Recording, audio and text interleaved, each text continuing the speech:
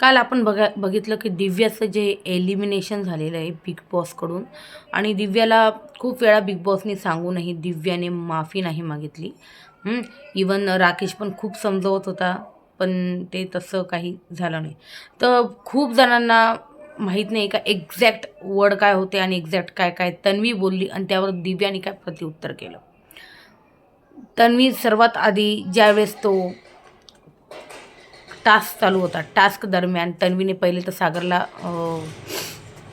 हे केलं आणि मग दिव्याचं नाव घेतलं होतं. कोणतीही 2 नावं घ्यायची होती आणि चेहऱ्यावर ते क्रॉस लावायचं होतं, रेड पेंट लावायचं होतं आणि मग तन्वीने दिव्याबद्दल सांगितलं, दिव्या भरकटलेली आहे, बाहेरचे टॉपिक जास्त काढते, हे तन्वी बोलली आहे. ही रात्री ॲक्टिव्ह असते आणि सकाळी खूप झोपल्यासारखं होतं हिला किंवा मग आळस असतो किंवा काय असं काहीतरी बोलले ती आणि झोपते आणि बाहेरचे टॉपिक जास्तीत जास्त बोलते. हे ऐकून दिव्याचा पारा खूप चढला. आणि त्यानंतर मग लगेच दिव्या बोलली, बाहेर कागदी घोडेंना कागदी घोडे वादळात टिकत नाही, वादळाला भिडायला ना अस्सल घोडा लागतो. डायरेक्ट असं बोलली ती. आणि आपल्याला माहिती आहे दिव्या ना हे खूप छान प्रकारे बोलू शकते आणि आपण सुरुवातीपासून तिला बघत आलेलो आहे. हे खरं आहे की दिव्याचा घरामध्ये जास्त गेम नव्हता, जास्त इन्व्हॉल्वमेंट नव्हती. ती राकेश बरोबरच जास्तीत जास्त राहायची किंवा मग राकेश दादा वगैरे करायची. पहिले ओमकार बरोबर तिचं म्हणजे जे फ्रेंडशिप दिसत होती. नंतर ओमकार पण विशालकडून गेला. मग त्यानंतर ती जी आहे नंतर दिव्याचा मी सांगते तुम्हाला कट टू कट काय दिव्या काय काय बोलली. मग बाहेरच्या ती म्हणे घोडा लागतो ते जे ते बोलली ती. त्यानंतर बाहेरच्या गोष्टी बोलले ना मी, काय बोलले बाहेरचं मी असं बोलली ती. काय बोलले बाहेरचं मी, भांड्यांचा टास्क बघा तरी आधी मी कसा खेळले. भांड्याचा टास्क मला वाटतं खूप दिवस झाले, मला वाटतं जवळजवळ आताच महिना होईल आणि भांड्याचा टास्क खूप आधी होऊन गेलेला आहे. तर भांड्याचा टास्क बघा, आजारी एक मिनटं, आजारी असून पण मी खेळले असं बोलली होती ती. आजारी असून पण मी खेळले आणि एकदाही माझ्यासाठी कुकडूकू वाजलं नाही. हे अगदी खरं बोलली ती. खरोखरच दिव्यासाठी आजपर्यंत कुकडूकू कधीही वाजलेलं नाही.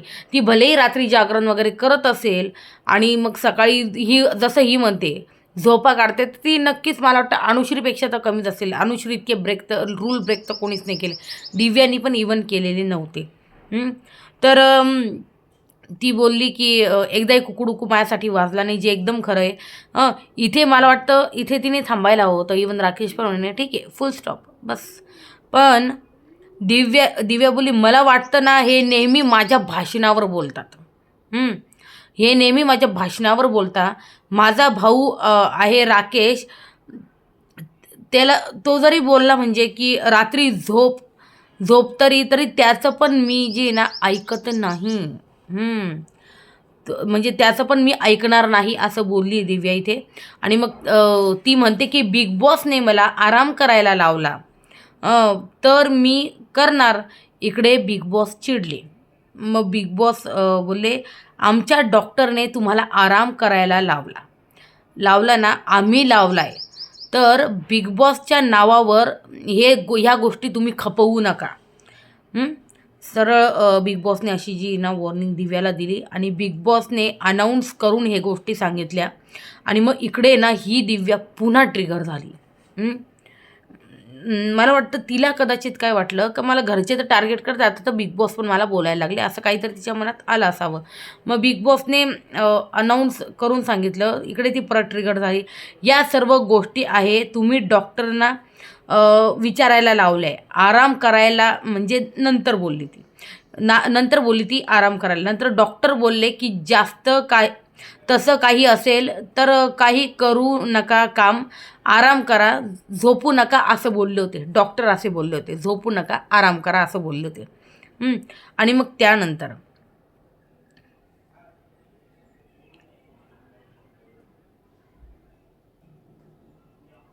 मग ती बोलली, डॉक्टर बोलले जास्त काही असेल तर काही काम करू नका, हे बोलले होते डॉक्टर. मग त्याच्यानंतर ती बोलली दिव्या, लगेच आहे ना इकडं दिव्याची ना वाक्य आपण बघितलं की फिरलं. अनाऊन्समेंट नंतर दिव्या बोलली, असं असेल ना तर मी घराच्या बाहेर जायला तयार आहे. आत्ताच्या आत्ता दरवाजा उघडा. आत्ताच्या आत्ता दरवाजा उघडा. मी घराच्या बाहेर जायला तयार आहे.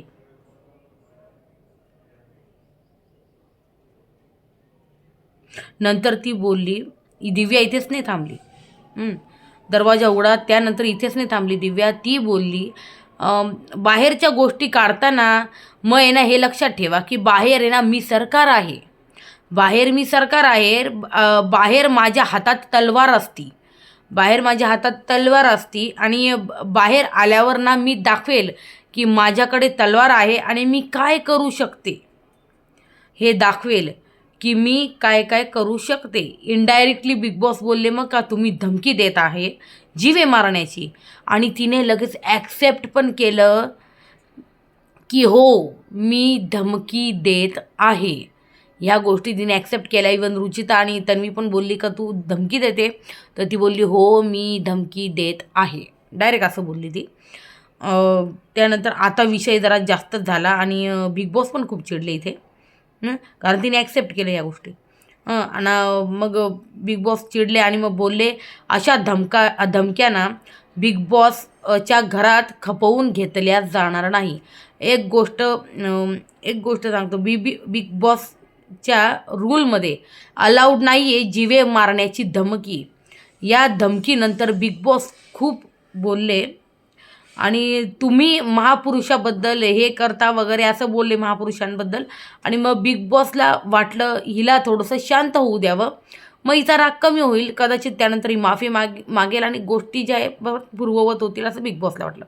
त्यानंतर लगेच दिव्या आणि राकेशला बिग बॉसने कन्फेशन रूममध्ये बोलवलं. इथं थोडासा मामला गरम झाला होता. मग बिग बॉसने कन्फेशन रूममध्ये बोलवलं. राकेशला मुद्दामून बोलवलं, माहिती का बरं? कारण एक बिग बॉसला म्हणता ना प्रूफ हवा असतो. आणि प्लस राकेशला बोलवलं म्हणजे राकेश जो आहे ना, राकेशला ती दादा मानते, तर त्याच्यामुळे ना ती खूप जास्त काही तिथे बोलू शकणार नाही, कारण गोष्टी या नॅशनल टेलिव्हिजनवर जात असतात.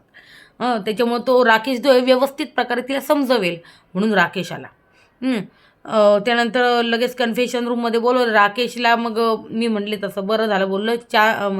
म्हणजे इथे तिला चान्स होता माफी मागून आहे ना हा विषय इथं संपवायचा होता.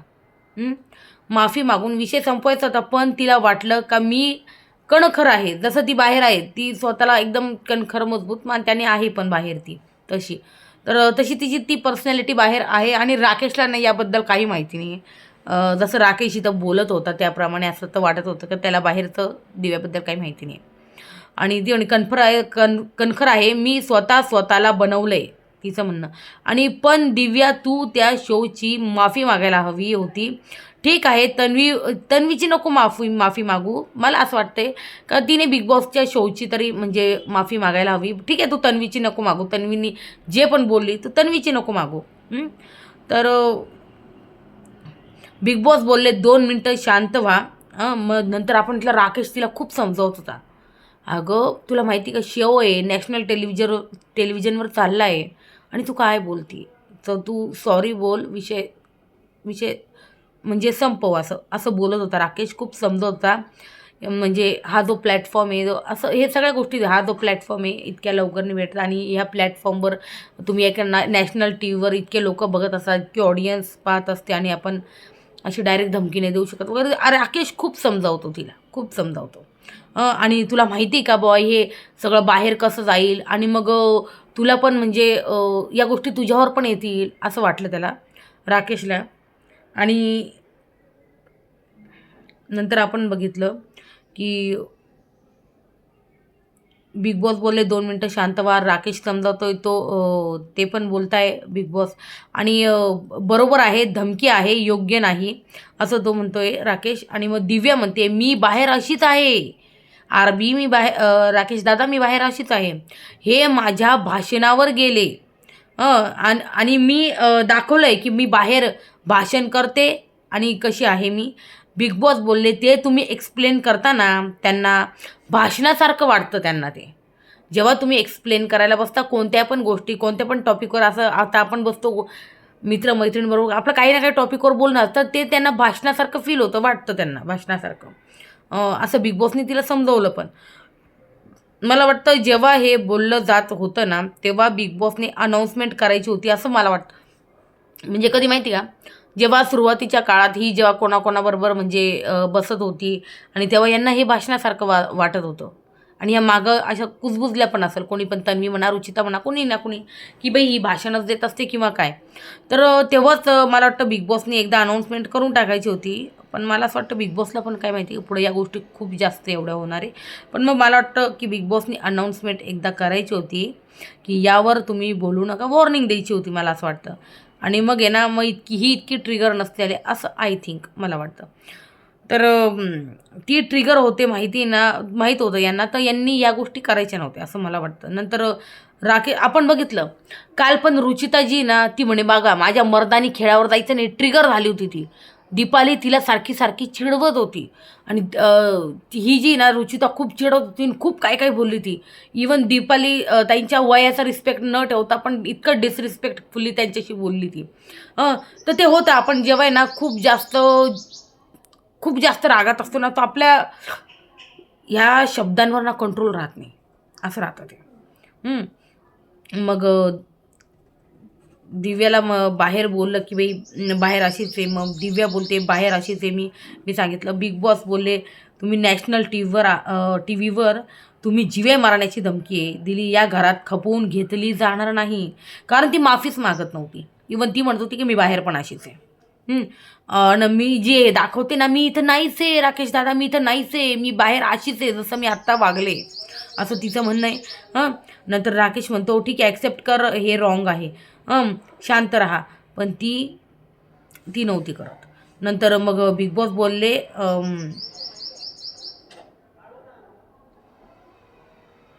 ठीक आहे आता तज्ज्ञांचे सल्ले जे ना आम्ही घेतो आणि मग सांगतो तुम्हाला काय आहे. आणि मग यांना आहे ना बिग बॉसनी पाठवून दिलं, ठीक आहे आम्ही तज्ज्ञांचे सल्ले घेतो आणि मग सांगतो तुम्हाला काय काय नाही. मग बाहेर आल्यावर पण ती तेच बोलत होती. राकेश बोलला बाहेर आल्यावर काम डाऊन, शांत हो आणि एकटी बस. ओंकार जवळ बिलकुल बसू नको, तू तिथं जाऊन एकटी बसायचं, शांत हो आणि विचार कर की काय काय गोष्टी झाल्या आणि काय काय बोलली तू, किंवा मग ती काय बोलली, किंवा सगळ्याच गोष्टींचा, सगळ्या शोचा, सगळ्या गोष्टींचा तू ना एकदा विचार कर, असं बोलला तो राकेश. आणि मग ती बाहेर पण त्याला तेच बोलली, विचार करायच्या आधी, म्हणजे जायच्या आधीच तिला जेव्हा राकेश बोलला एकटी जाऊन बस, ते ठीक आहे पण मी माफी मागणार नाही राकेश दादा, मी माफी मागणार नाही. तिचं हेच चालू होतं की मी माफी मागणार नाही.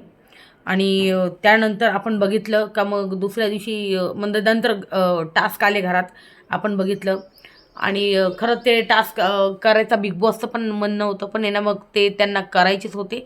आणि मग टास्क केला आणि इवन बिग बॉसने ती अनाऊन्समेंट पण केली होती का बुवा ज्यांची मानसिक स्थिती नाही आहे खेळायची त्यांनी खेळू नका. मग ज्यांना असं वाटतंय हातपाय दुखताय वगैरे असं काही पण असं वाटतंय त्यांनी खेळू नका, ज्यांना खेळायचं त्यांनीच खेळात. आणि मग तसं झाल्यानंतर दुसऱ्या दिवशी बिग बॉसने दिव्याला एलिमिनेट केलं. तर हे सगळं असं झालं आहे. आणि दिव्याचे जे एक्झॅक्ट वर्ड्स होते मी तुम्हाला सांगितले. आणि यामध्ये कोण खरं कोण खोटं, पण मला असं वाटतं आहे का दिव्यानी माफी मागायला हवी होती. तुम्हाला काय वाटतं?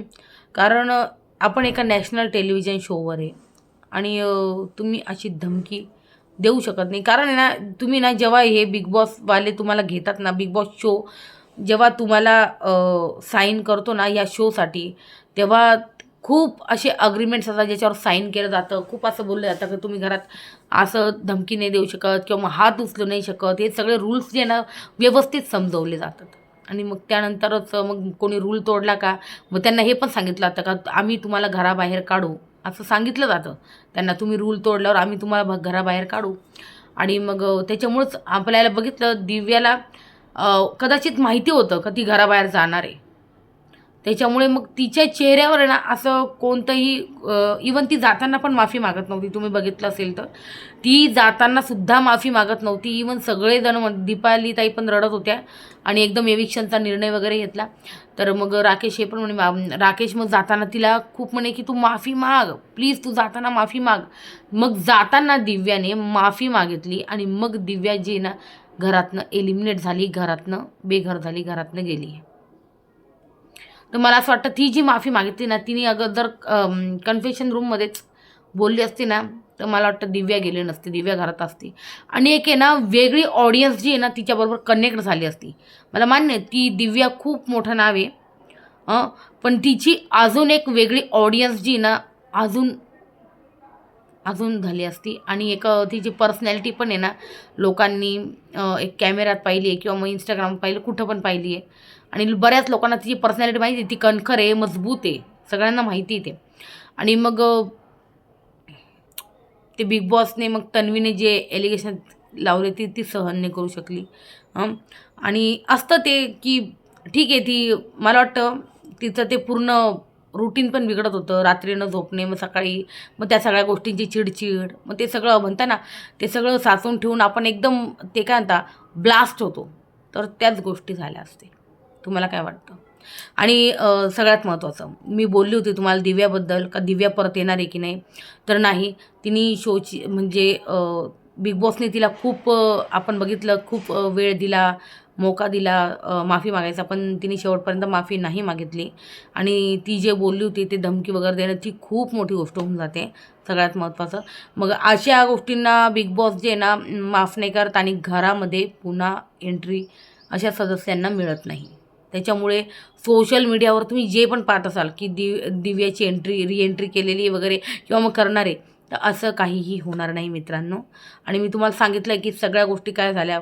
मी काल रिव्ह्यूमध्ये जास्त एक्सप्लेन नाही करू शकले, पण मी म्हटलं मला एक वेगळा व्हिडिओ बनवायचा आहे. हेही सांगायचं आहे का जे होप्स लावून बसले दिव्याचे जे फॅन आहे की आमची दिव्याताई परत येईल किंवा काय, पण मी सांगू इच्छितो तुम्हाला की नाही येणार. दिव्या घरामध्ये परत येणार नाही. दिव्या शिंदेची रिएंट्री होणार नाही. तशी आर्या जाधवची झाली. ठीक आहे, आर्याचा वेगळा मुद्दा होता, ती मारून निघली होती बाहेर. पण मारणं किंवा मग धमकी देणं या सगळ्या गोष्टी यातच येतात. धमकी दिली तरी पण नाही घेते आणि मारलं तरी पण रिएंट्री होत नाही. तर तुमचं काय म्हणणं आहे यावर मला सांगा कमेंट सेक्शनमध्ये. आणि व्हिडिओ आवडल्यास लाईक, शेअर आणि सबस्क्राईब करायला विसरू नका. मला वाटतं एकदम बेस्ट आहे ती आणि तिचं बाहेर बेस्टच चालेल मला वाटतं. आता काय पण फक्त एवढंच झालं का तिने ना तो एक रूल होता बिग बॉसचा तो मोडला. नाही तर ठीक आहे, कंटेस्टंट छान होती ती.